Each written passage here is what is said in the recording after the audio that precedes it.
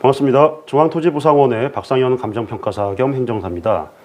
영업손실보상 대상이 되시는 업종 중에서 우리 주변에서 많이 볼 수 있는 대표적인 업종들을 하나씩 분석해 가는 시간을 가지고 있는데요.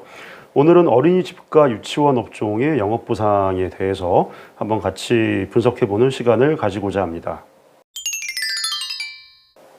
일단 두 업종은 어린이를 대상으로 한다는 점에서 유사하죠. 하지만 주무부서나 관할관청이 다르고 위탁 대상 연령이 다르고 일하시는 선생님들이 가진 자격증이 다릅니다. 하지만 영업보상 측면에서는 공통적인 유사성이 꽤 많이 있는데 이 시간에는 몇 가지 논점을 한번 체크해 보도록 하겠습니다.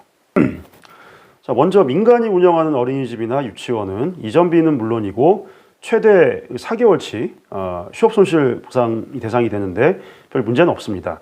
하지만 논란이 될 수 있는 게 어린이집이나 유치원의 운영 주체가 영리를 목적으로 하지 않는 비영리 단체일 경우에 이 영업이익 4개월치를 보상하는 휴업손실 보상 대상이 될 수 있는지 논란이 될 수가 있습니다. 그리고 유치원 같은 경우에는 그 자체로서 유아교육법상 학교로 보기 때문에 영리행위를 목적으로 한다고 보기도 어렵습니다. 제 생각이나 경험에 비추어서 보면은 비영리를 목적으로 설립이 된 경우라 할지라도 일정한 영리를 할 수 있도록 관계 법령에서 규정되어 있고 그에 따라서 어린이집이나 유치원이 사실상 영리행위를 하다가 휴업손실 보상 대상이 되는 경우라면은 실질적으로 휴업에 따른 손실이 발생을 하죠. 그렇기 때문에 영업이익에 대한 휴업손실 보상을 해주는 게 맞다는 것이 제 생각입니다. 따라서 재개발 조합에서 비영리 단체에서 운영하는 어린이집이나 유치원 시설이라는 이유로 휴업 보상을 거부하고 이전비만 보상했다고 하는 경우가 있는데 이는 잘못된 판단에 기인한 것이라고 보고 일단 조합과 먼저 그게 아니다라고 협상을 해보시고 그래도 안 되면은 행정심판을 통해서 해결하는 방법밖에 없습니다. 두 번째 논점은 어린이집이나 유치원 원장님들 중에서 이전이 아니라 아예 폐업을 원하는 경우가 제법 있다는 것입니다. 이전을 하고 싶어도 이전 자체가 소재지 변경 인가 사안이기 때문에 이전이 자유롭지가 않습니다. 재개발로 인해서 어린이집이나 유치원 시설을 철거한 경우에는 법령상 휴지가 아니라 폐지에 해당이 되고 기존 장소를 폐지하고 새로운 곳으로 이전하려면은 일단 관내에서 이전을 해야 되고 법령상 기준에 충족을 하는 곳을 골라야 되고 심지어는 인근 지자체로 이전을 하려고 해도 신규 인가 자체를 내주지 않는 경우도 꽤 있다는 것입니다.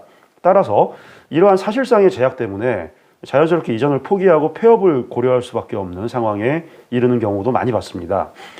그래서 자연스럽게 4개월이 아니라 6배인 24개월치의 영업이익을 보상하는 폐업 보상을 받을 수 있는지 알아보시는 경우가 많은데 결론적으로는 거의 가능성이 없다고 보시는 게 속편합니다.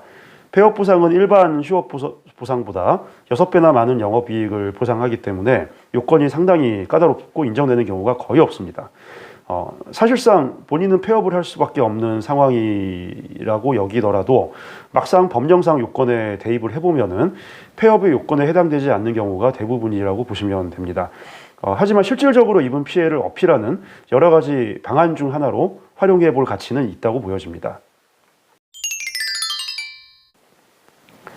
그 외에도 타 일반 업종과 마찬가지로 재무제표나 임대차 계약서, 인가증, 고유번호증, 그리고 각종 영업 관련 고정경비 지출 증빙 자료를 준비하시고 선생님들 월급 지출 내역 등을 준비하시면 되겠습니다. 말로는 지금 간단하게 설명드렸는데 꼭 내야 할 자료가 있는데 놓치는 경우도 많으시고 스스로 준비하시면 굳이 내지 않아도 될 서류를 제출하시는 경우도 있기 때문에 반드시 이 업종을 꼭 잘 아는 전문가와 상의하시기를 권해드립니다. 이상 중앙토지보상원의 감정평가사 겸 행정사 박상현이었습니다. 감사합니다.